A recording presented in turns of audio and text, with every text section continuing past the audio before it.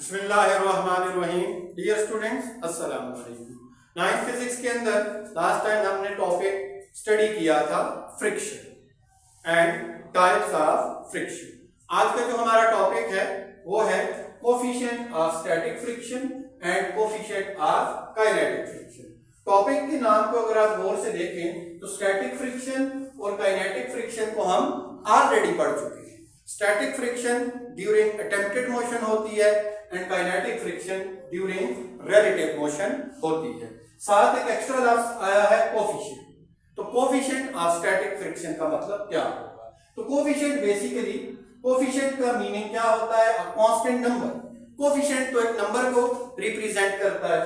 तो अब क्योंकि टॉपिक स्टैटिक फ्रिक्शन का है तो इसका मतलब है वो नंबर स्टैटिक फ्रिक्शन के लिए हम यूज करेंगे। तो basically coefficient of static friction एक नंबर है जिसको हम फ्रिक्शन के लिए इस्तेमाल करेंगे। अब उसको डिफाइन कर लेते हैं। Coefficient means a constant number that represent friction between two pair of surfaces during attempted motion. यानी ये नंबर हमें बताएगा कि जब कोई अटेम्प्टेड मोशन हो रहा है, मोशन की कोशिश हो रही है, तो दो पेयर ऑफ सरफेसेस के बीच में क्या वैल्यू है कोफिशिएंट की। इसी तरह काइनेटिक फ्रिक्शन में क्या होगा? Coefficient of kinetic friction. तो यहां पर भी एक नंबर है जो काइनेटिक फ्रिक्शन के लिए यूज होगा। तो basically this coefficient represent kinetic friction between two surfaces during relative motion. अब हम सिंबल की बात करें तो कोफिशिएंट ऑफ स्टैटिक फ्रिक्शन का जो सिंबल है वो है mu S. Mu Greek number है जो यहां पर स्टैटिक फ्रिक्शन के कोफिशिएंट के लिए यूज होगा। एंड इसका जो यूनिट है नो यूनिट, क्योंकि ये एक कांस्टेंट नंबर है तो नंबर का कोई भी यूनिट नहीं होता। सिंबल की बात करें तो इसका काइनेटिक फ्रिक्शन के लिए जो कोफिशिएंट है इसको म्यू के से जाहिर करेंगे, और यूनिट की बात करें तो इसका भी नो यूनिट, क्योंकि ये एक नंबर है तो कोई भी यूनिट यूज नहीं होगा। अब हम देखते हैं स्टैटिक फ्रिक्शन की डिपेंडेंस। तो बेसिकली स्टैटिक फ्रिक्शन के बारे में दो बातें याद रखनी है हमने। जो हमारी मैक्सिमम स्टैटिक फ्रिक्शन होती है, maximum static friction depends on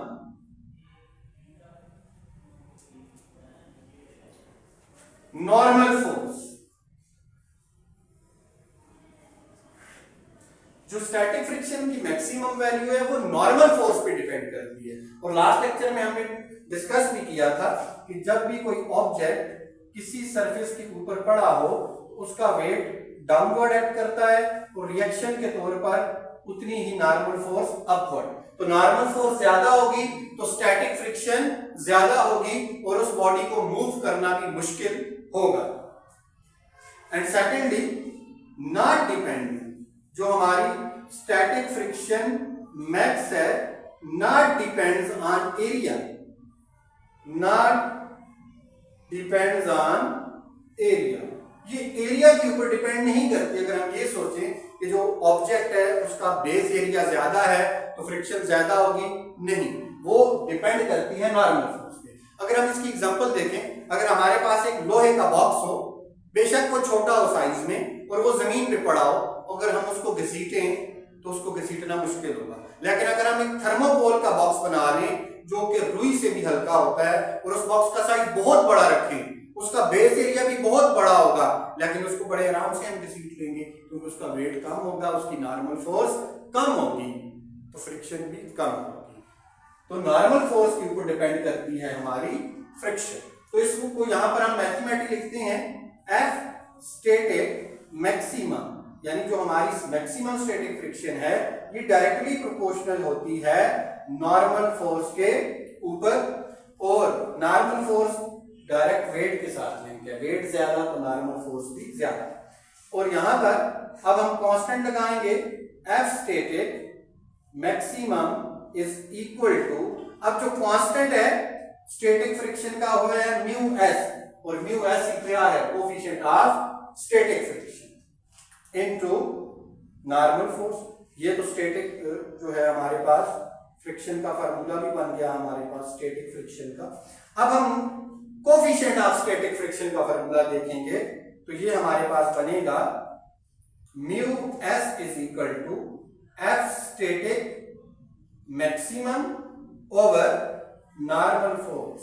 यानी हमें ये कोफिशिएंट, ये नंबर कैसे मिलेगा, जब हम स्टैटिक फ्रिक्शन की मैक्सिमम वैल्यू को नॉर्मल फोर्स की वैल्यू से डिवाइड कर देंगे तो जो नंबर आएगा वो कहलाएगा कोफिशिएंट ऑफ स्टैटिक फ्रिक्शन। अब इसकी एग्जांपल देखते हैं। ग्लास ऑन ग्लास, एक शीशा शीशे के ऊपर रखा हुआ है तो डेफिनेटली वहां पर कुछ फ्रिक्शन होगी और उसकी जो वैल्यू है वो है 0.94। यानी जब हमने ग्लास को ग्लास पे रखा तो हमने स्टैटिक फ्रिक्शन की मैक्सिमम वैल्यू और नॉर्मल फोर्स की वैल्यू को डिवाइड किया। अब जो नॉर्मल फोर्स है वो तो हमें वेट से मिल जाएगी, जितनी वेट होगी उतनी नॉर्मल फोर्स, और स्टैटिक फ्रिक्शन मैक्सिमम हमें अप्लाइड फोर्स से मिलेगी। यानी जितनी फोर्स हम लगा रही हैं और जस्ट बिफोर मोशन जो हमारी अप्लाइड फोर्स होगी वही स्टैटिक फ्रिक्शन मैक्सिमम होगी हमारे पास। इसी तरह आइस ऑन आइस, बर्फ पे बर्फ रखी है तो ये नंबर 0.1 आ जाएगा। रबर ऑन कंक्रीट, अगर आपके पास कोई रबर है जैसे गाड़ी का टायर है और वो कंक्रीट रोड के ऊपर मौजूद है तो उनके बीच में 1 हमारा जो कोफिशिएंट आएगा वो 1, यानी स्टैटिक फ्रिक्शन मैक्सिमम उस वक्त और नॉर्मल फोर्स को हम डिवाइड करेंगे तो 1 आएगा। Ice on ice, would on leather, अगर हम लकड़ी को लेदर पे रखेंगे चमड़े पे तो और अटेम्प्टेड मोशन करेंगे तो नंबर जो आएगा 0.6। अब हम काइनेटिक फ्रिक्शन की अगर बात करें तो kinetic friction depends on normal force. ये भी किस पे डिपेंड करती है, नॉर्मल फोर्स के ऊपर, not depends on speed, not depends on speed. ये स्पीड पे डिपेंड नहीं करती कि आपकी स्पीड ज्यादा होगी तो फ्रिक्शन बढ़ेगी, नहीं, ये नॉर्मल फोर्स पे डिपेंड कर रही है, ठीक है, जो आपकी काइनेटिक फ्रिक्शन। तो इसी बात को मैथमेटिकली हम लिखेंगे F kinetic is directly proportional to normal force and F kinetic is equal to, अब यहां पर हम कांस्टेंट लगाएंगे तो कांस्टेंट है यहां पर म्यू के, यानी कोफिशिएंट ऑफ काइनेटिक फ्रिक्शन, और Fn जो है हमारे पास वो नॉर्मल फोर्स है।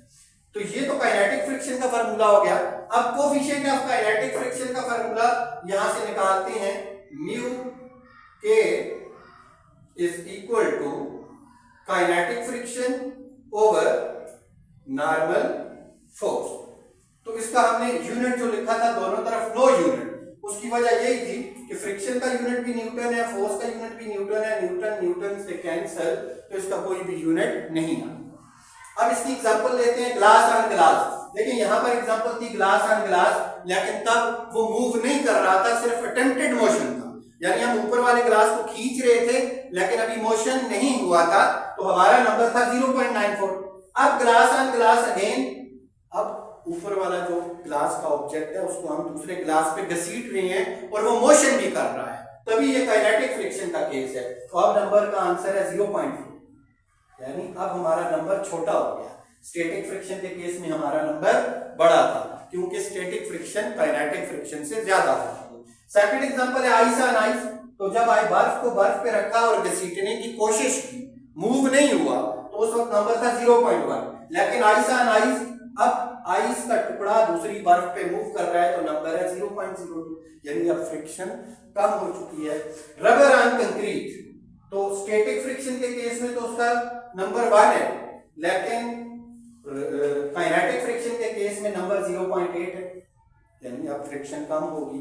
And would on leather, static friction में कोफिशिएंट के 0.6 है और काइनेटिक फ्रिक्शन में यही कोफिशिएंट 0.3 है। तो ये सारी वैल्यूज म्यू एस के लिए थी, स्टैटिक फ्रिक्शन के कोफिशिएंट के लिए, और ये सारी वैल्यूज म्यू के लिए थी, काइनेटिक फ्रिक्शन के कोफिशिएंट।